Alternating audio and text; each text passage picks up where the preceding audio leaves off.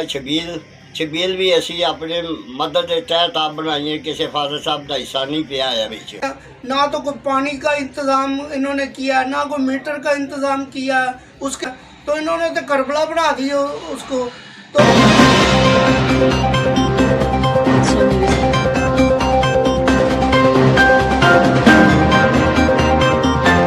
ना कोई पाई पैसा फादर साहब ने लाया है इतने, और साड़ी जमात ने सारे ने मिल जुल के काम किया है। अपना कब्रस्तान का छत्तां पाइयां, सड़कां बनाइयां, दोबारा चार दुआरी बनाई हुई है। महंगाई से जीना तो मुश्किल था, अब गरीब मसीही बिरादरी के लिए मरना भी हुआ मुश्किल। खबर पेश करते हैं लाहौर के मसीही गोरा कब्रिस्तान से। गरीब मसीही बिरादरी जो कि गुर्बत से पहले ही बेहाल थे, अब उनके लिए मरना भी अजाब बन गया। कब्रिस्तान में दफनाने के लिए मुतलका चर्च से मसीही होने के सबूत की कब्रिस्तान से पर्ची लेना भी महंगा हो गया। पर्ची की फीस तो तकरीबन 1000 बताते हैं, लेकिन चर्च की इंतजामिया के लोग इस पर्ची की मुद में 5 से 6000 रुपए तक लेने लगे। कभी दूसरी मिशन का कह के ज्यादा फीस, तो कभी महाना चंदे पूरे ना होने की मुझसे ज्यादा पैसे। मेरा नाम शकील खोखर है, मैं यूसी 170 से काउंसलर हूँ। मैं सलाम अर्ज करता हूँ। मैंने कुछ दिनों से ये बात सुनी है कि काफ़ी जो है ना गोरा कब्रिस्तान की फ़ीस बढ़ा दी है।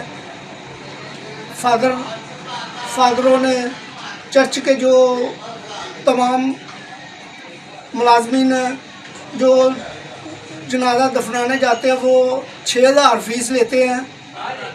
ये तो ज़्यादती वाली बात है, क्योंकि पहले से ही हमारे मसीही लोग तो काफ़ी कारोबार की वजह से पिसे हुए हैं और गरीब आदमी हैं, इनको तो अफोर्ड होती नहीं है, ये फ़ीस देने के काबिल ही नहीं है। मेरे ख्याल के मुताबिक मैं बिशप साहब से, अपने रहनुमा से, फादर साहब से अपील करता हूँ कि ये फ़ीस के बगैर काम होना चाहिए। मुर्दा दफनाने के लिए फ़ीस नहीं होनी चाहिए, क्योंकि ये लोग देने के काबिल ही नहीं है। इनको इतना रिलीफ तो देना चाहिए ना, हमारी कलीसिया को, हमारे फादर साहब को, हमारे बिशप साहब को ये तो सोचना चाहिए। हमारी कलीसिया के लिए कुछ ना कुछ तो सोचना चाहिए कि उधर जाते हैं, ना तो कोई पानी का इंतज़ाम इन्होंने किया, ना कोई मीटर का इंतज़ाम किया। उसके बाद भी सारे काम करने के बाद भी ये अपनी फ़ीस तो बढ़ाते जाते हैं। तो ये काम कोई नहीं करता कि भाई उनका मीटर कोई लगवा दे, कब्रिस्तान में कोई लाइट जलवा दे, कोई पानी का इंतज़ाम कर दे। क्योंकि मुर्दा दफनाते हैं लोग तो उनको ज़ाहिर बात है हाथ भी धोने हैं, अपना मुंह भी धोना है, मिट्टी गट्ठा उधर होता है, तो ज़ाहिर गल है ये पानी की तो ज़रूरत है, अशद ज़रूरत है। तो इन्होंने तो करबला बना दी उसको। तो इन्होंने सोचना चाहिए ना कि हम फ़ीस तो बढ़ाते जा रहे हैं, तो उनको क्या रिलीफ दे रहे हैं, आवाम को क्या रिलीफ दे रहे हैं, मसीह बरादरी को क्या दे रहे हैं। तो कम मेरे हिसाब से ये जो फ़ीस है ना, इनकी गलत बात है। ये ज़्यादती कर रहे हैं हमारी कौम से, हमारे मसीही बरादरी से ज़्यादती है। तो मैं चाहता हूँ, मेरी अपील है बिशप साहब से भी, फादर साहब से भी, कि ये फ़ीस नहीं होनी चाहिए, बगैर फ़ीस के मुर्दा दफनाना चाहिए। ये तो इतना काम करना चाहिए इन्हों। बहुत शुक्रिया जी, थैंक यू।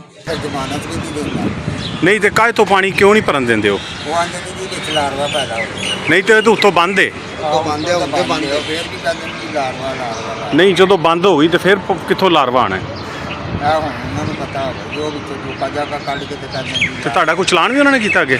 2-3 ਦਫਾ ਕੀਤਾ, 3 ਵਾਰੀ ਹੋਇਆ। ਅੱਛਾ,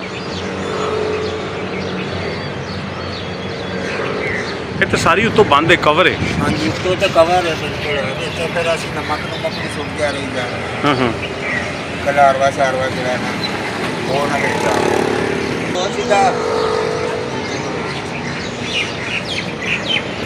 बात प्रॉब्लम आता है कि पानी ज़्यादा है। ਆ ਪਾਣੀ ਤੋਂ ਤਾਂ ਲੋਕ ਬੜੇ ਆਵਾਜ਼ਾਰ ਹੁੰਦੇ ਨੇ। पानी से बहुत ਤੇ ਇਸ ਤੋਂ ਇਲਾਵਾ ਬਸ ਅਸੀਂ ਨਾ ਡਰਦੇ ਨਹੀਂ ਭਰੀ ਦਾ ਪਾਣੀ। ਤੁਹਾਡੇ ਨਾਲ ਜਿਹੜੀ ਇਹ ਗੱਲ ਦੱਸੀ ਹੈ ਕਿ ਸਾਡਾ ਅੱਗੇ ਮੈਂ 3 ਜਗ੍ਹਾ ਚਲਾ ਦਿੱਤਾ ਇਹਦਾ ਕੋਈ ਇਹ ਕਿਹੜੇ ਇਹ ਕਿਹੜੇ ਗਿਰਜੇ ਦੇ ਅੰਡਰ ਆਉਂਦਾ ਹੈ ਸਾਰਾ? ਨਾਰਕਲੀ ਤੋਂ ਨਹੀਂ ਤੁਹਾਨੂੰ ਕੋਈ ਪੁੱਛਦੇ ਉਹਨਾਂ ਨੂੰ ਵੀ ਸਾਡੀ ਜ਼ਰੂਰਤ ਹੈ, ਪਾਣੀ ਚਾਹੀਦਾ ਸਾਨੂੰ? ਸਾਡੀ ਕੋਈ ਹਾਲ कोई नहीं सर, ऐसे अपनी मशीन ਨਹੀਂ। ਅਸੀਂ ਆਪਣੀ ਮੀਟਰ ਤੋਂ ਚਲਾ ਕੇ ਚੱਲਦੇ ਨਹੀਂ ਤੇ ਜਦੋਂ ਕੋਈ ਬਿੱਲ ਆਉਂਦਾ ਕੋਈ ਕੌਣ ਦਿੰਦਾ ਉਹ? वो भी ऐसी सर्विस। ਅੱਛਾ, ਬਿੱਲ ਵੀ ਨਹੀਂ ਦਿੰਦੇ? ਨਹੀਂ ਉਹ ਸਾਡਾ ਆਪਣੇ ਮੀਟਰ ਤੋਂ ਚਲਾਈਦਾ, ਉਹਦਾ ਕੋਈ 1000 ਰੁਪਏ ਵੀ ਜਾਵੇ ਤਾਂ ਕੋਈ ਮਸਲਾ ਨਹੀਂ। ਪਰ ਸਿਰਫ ਅਸੀਂ ਸਾਨੂੰ ਸਭ ਤੋਂ ਵੱਡਾ ਪ੍ਰੋਬਲਮ ਹੈ ਬਿਜਲੀ ਵਾਲੇ ਸਾਡੇ ਤੇ ਇਹਦਾ ਕੋਈ ਕਬਰਸਤਾਨ ਦਾ ਮੀਟਰ ਲੱਗਾ? ਕਬਰਸਤਾਨ ਦਾ ਕੋਈ ਮੀਟਰ ਨਹੀਂ ਗਾ। मेरी तरफ से सब भैन भरावां नूं सलाम। मेरा नाम है चौधरी बाबू मसीह, काउंसलर। मैं अंदरून पार्टी गेट में रहने वाला हूँ। और ये बात सुनी है ये गोरा कब्रस्तान की, उन्होंने कहा जी अपना जी पर्ची है ना 500 दी 1000 रुपया जी लगे करेगी। एक साडी कौम सारी गरीब है, तो गरीब होने नाते तो दे नहीं सकते, तो ज़बरदस्ती ना की जाए। तो जी आ गल अपने मिशन की, मिशन कोई कहता जी अपना मिशन का बंदा है इधर नहीं आना चाहिए। ये मसीहा का तो मसीह सारे भैन भरा ने सारे ही आ सकते हैं, और जगह नहीं कभी मुक सकती जिन्ना जी का दिलों ना मुकाइए। तो पिछले गया पानी का छबील भी असी अपने मदद के तहत आप बनाइए। किसी फादर साहब का हिस्सा नहीं पिया है बिच, ना कोई पाई पैसा फादर साहब ने लाया है इत्थे।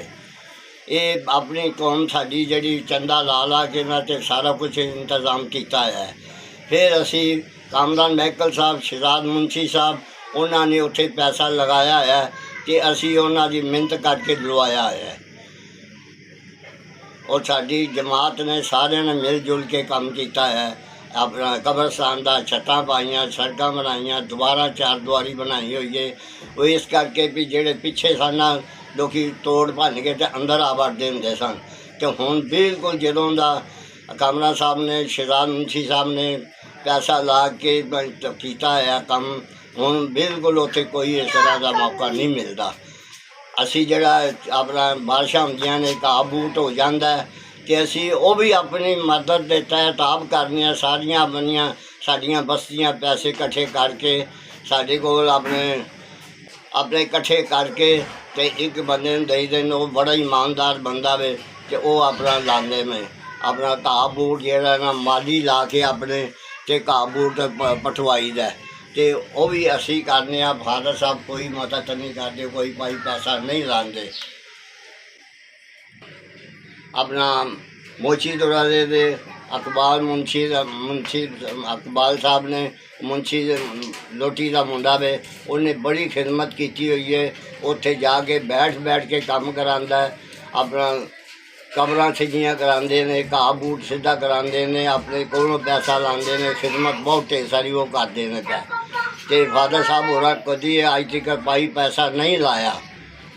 अपनी छबील भी असी कोलों लाई है। पानी की बड़ी उत्थे किल्लत है, पानी बंद किया गया है, किसी नहीं किया भी पानी खिलाइए। पानी तो साडा वे, असी अपने कोलों लवाए ने, छबील लवाई हुई है और बनवाया है, सारा कुछ असी बलादड़ी ने किया है।